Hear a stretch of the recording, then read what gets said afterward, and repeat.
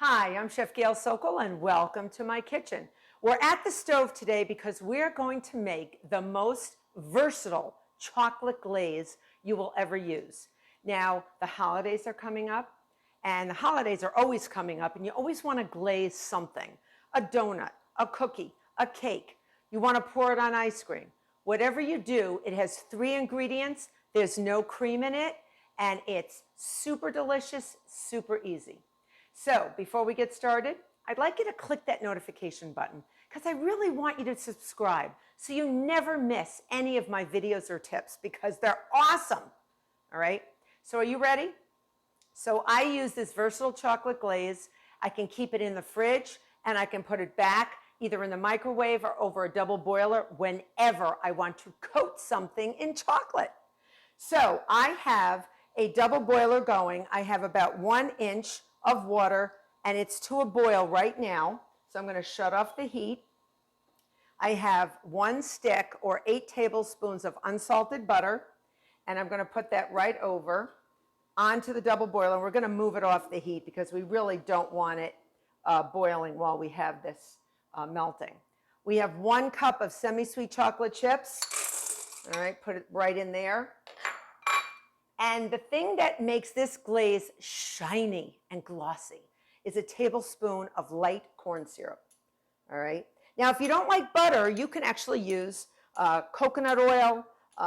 You can use any other type of liquid fat that you would like. That's it. Those are all the ingredients. And now you just let it melt. You just let it melt. And once it comes and gets all melty, you don't want to rush this. You can even leave it and walk away. But I like to stir and sort of see how the butter melts, get that all in there.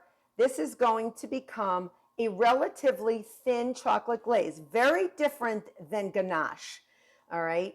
It is thinner, but just as delicious, and it's perfect on a cookie.